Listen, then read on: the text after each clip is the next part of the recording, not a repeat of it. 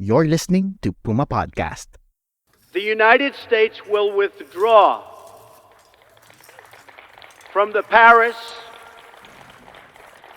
Climate Accord, but begin negotiations to re-enter either the Paris Accord or in really entirely new transaction on terms that are fair to the United States.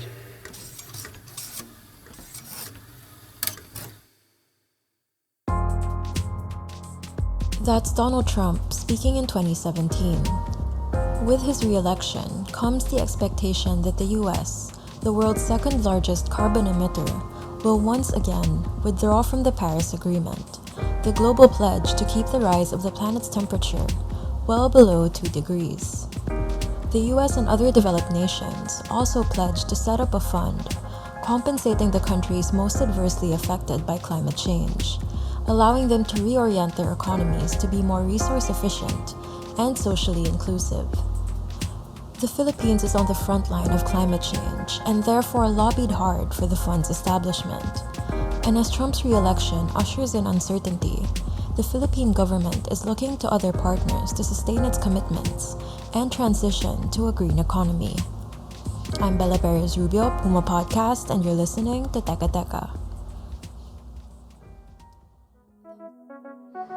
This session focuses on how we ensure that the green transition is not only sustainable but also just and fair, prioritizing those who are most vulnerable. That's Rowena De Losa at the EU-Philippines Green Economy Forum. She's on the board of the French Chamber of Commerce in the Philippines. At this forum, she moderated a panel of European and Philippine officials, including Dr. C.P. David from the Department of Environment and Natural Resources. So, to Dr. C.P. David, one of the sectors that's gaining much ground in the last 2 years is the water resources sector that you have mentioned is now under the DENR through your office, the Water Resources Management Office. Does the water sector include a green transition strategy? Dr. David is the Undersecretary for Integrated Environmental Science at the DENR. There's no specific strategy for green transition, but it's embedded in all our approaches. Allow me to mention perhaps three types of projects in the water sector that are requiring a lot of investment. First, David said the government recently reallocated its water resources, 75% of which used to be reserved for irrigation purposes. The original intent was to service farms which have dwindled in number over the years. Now we have opened 247 irrigation facilities, dams and reservoirs for multi-purpose use. And now we can use these facilities not only for irrigation but also for bulk water supply for domestic use. We can use it for hydropower, also even for flood control, aquaculture, and other beneficial uses. So currently it is open, 247 projects, more than 100 received in terms of letters of intent from both local and foreign companies. So that is actually moving pretty swiftly. The second type of project in the sector that's related to renewable energies is in terms of the conversion of the source of electricity for many of our water service providers. 525 LGUs are being served by what is called as a water district. It is a government-owned corporation, more than 500 of them, and one of their biggest costs for the production of domestic water is power. Roughly around 30% of the cost of water comes from power. Some of the water districts, like in the big cities like Baguio and Cebu, their electricity cost per month, you won't believe it, is roughly around 5 million or 6 million pesos per month. In the regions, David said electricity costs can be as high as 15 pesos per kilowatt hour.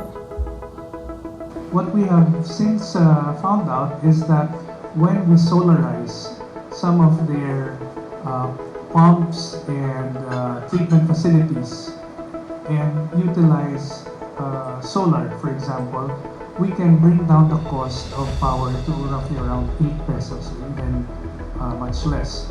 And therefore, from 14 pesos to 8 pesos, that redounds to decrease in the price of water, actually, because it's one of the main costs, to roughly around less than 20% of their current cost. So there is now a program wherein our water districts can now participate in a power purchase agreement with companies that can provide solar power. Now, all Filipinos in the room know that we have 7,600 islands, but none of us know that 685 of those islands are small islands that are inhabited, anywhere from 100 people to even 5,000 people. There are no local companies that would go into these islands and provide water as a business. Now, the scale is simply too small and the conditions are too difficult. Still, we are partnering we are doing a pilot, believe it or not, in Iloilo, wherein a small island community will now get water, power, internet, perhaps ice, and all these other products that is still viable, and that is the keyword there. Make it viable for even small communities to enjoy the basic utilities. And if this proves to be successful, then there are 684 other islands that we will have to go to and develop these kinds of utilities. So those three examples are ripe for investment, and I hope some of our partners here in the room, through our embassies, of course, would be interested in helping out, because what I found out from our neighboring countries in Southeast Asia, it is in the development of the water resources sector that catalyzes economic development of the country. We hear from a European envoy about how her country is partnering with the Philippines after a quick break.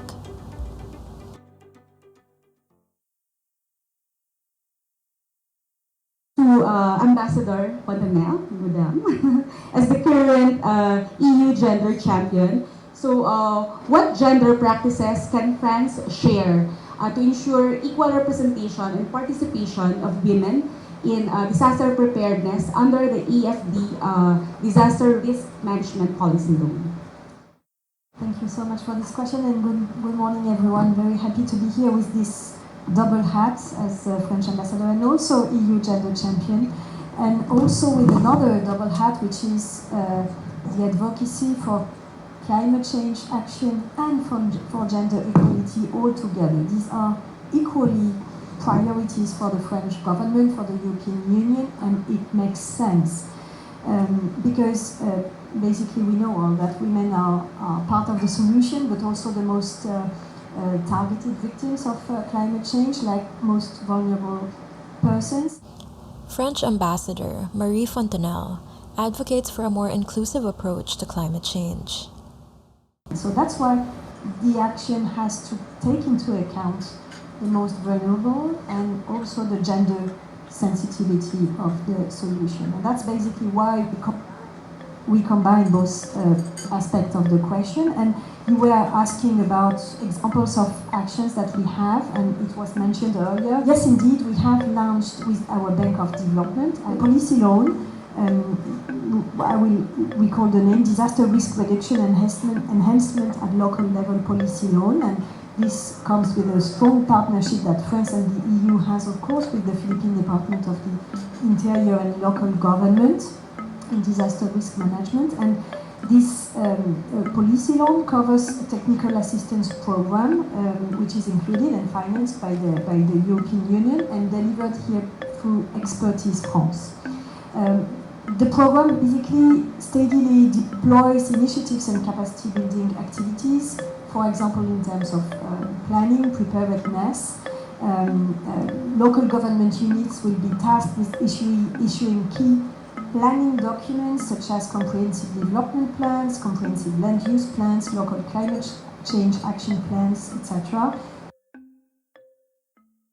And in every of these planning activities, you have to take a gender and socially inclusive approach, and at some point it will lead to deliverables, very concrete deliverables. For example, the idea of this technical assistance program is, for example, to design prototypes for gender-sensitive evacuation centers, aligning with established standards, of course, and that will be potentially replicated across all the NGOs. So who are the most at-risk groups in the Philippines to climate change and disasters, and how can we ensure their voices are heard in policy making? Well, the most vulnerable are the usual suspects, I would say. It's always the same question. The people who live in poverty, the people who are like in rural, very isolated places, and you add the different type of criteria, and being women is also one. So to try to have a response to those, I was saying earlier, we have to really have an approach that is oriented to those beneficiaries. What will work for them will work for the rest of us. And you have to combine different solutions and complementary approaches. Just one magical solution does not exist, so you have to combine. And you have at least to combine the local approach and the very localized solutions with the more global approach. So action on the community level is really key. I was last week with my German colleague in a trip in Zamboanga, and I had the opportunity to visit for the International Day of Children's Rights, a project led by a French NGO, ASMAE, that provides vital support to children in situation of street situations. I was offering residential care, education, livelihood assistance to their family, and the project is specifically focused on the Sama Bajau indigenous people, a community which precisely frequently is subjected to marginalization and bullying.